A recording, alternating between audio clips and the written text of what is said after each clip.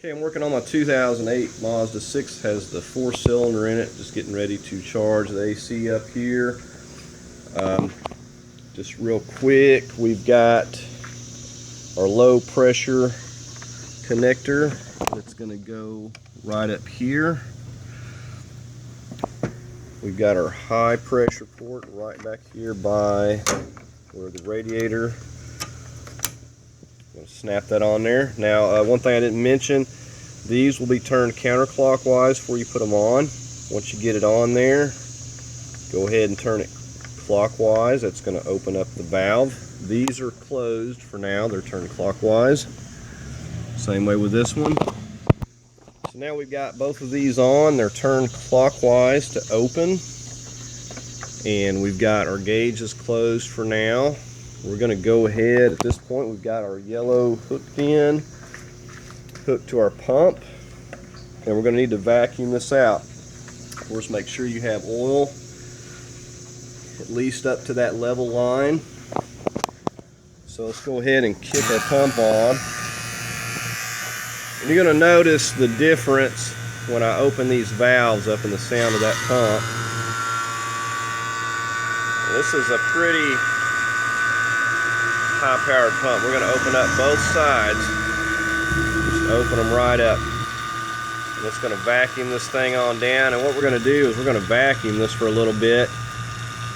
And we're just going to check and see if it's going to hold that vacuum.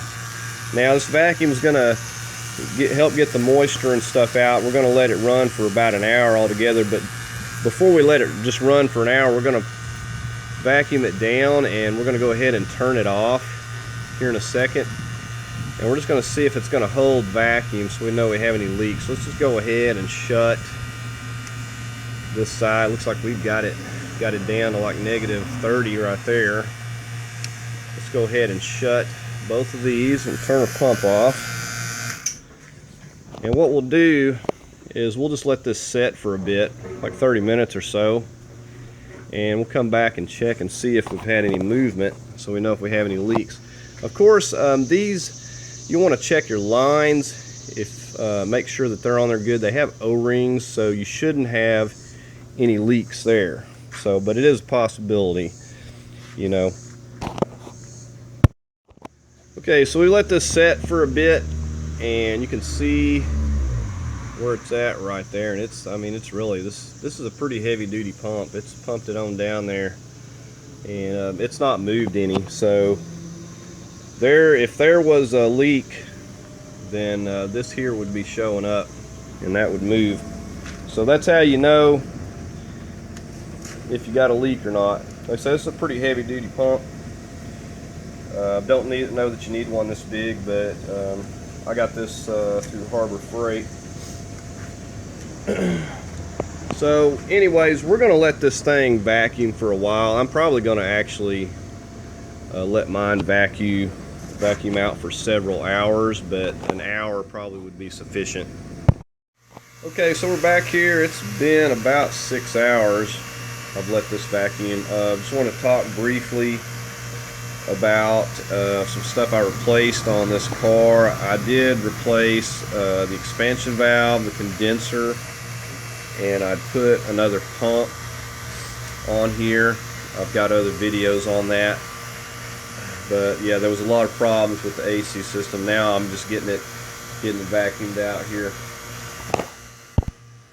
So we're just going to go ahead and shut our knobs off. Just turn those clockwise, both of them. And get our pump shut off here.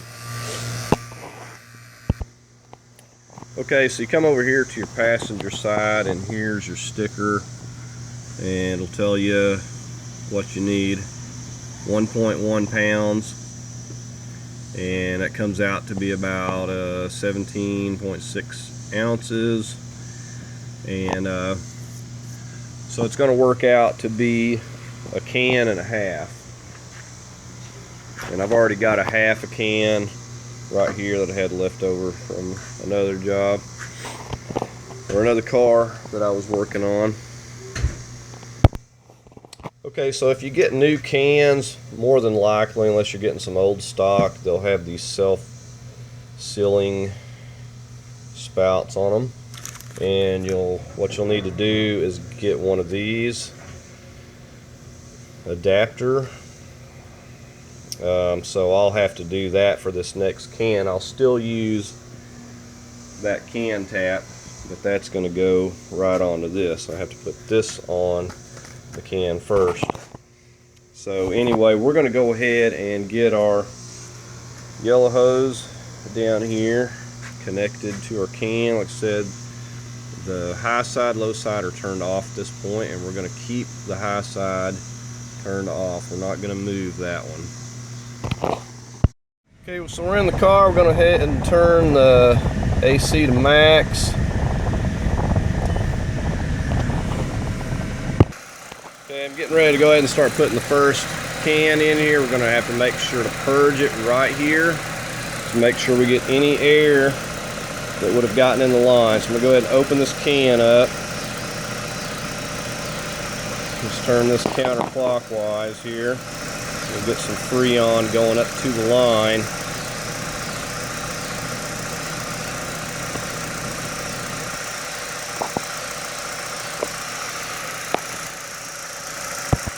And just depress that, give it a quick purge.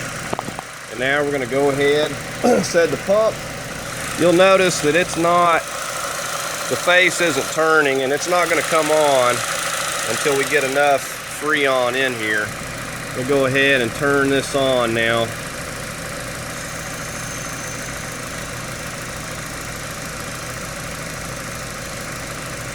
Like I said, we're going to have to get at least a can and a half in this system.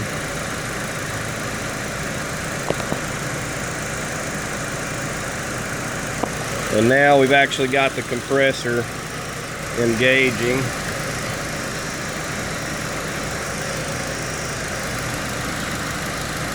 If you watch through that window, you can see the freon going through the system there. We're just going to get all this can, then we'll get the other one.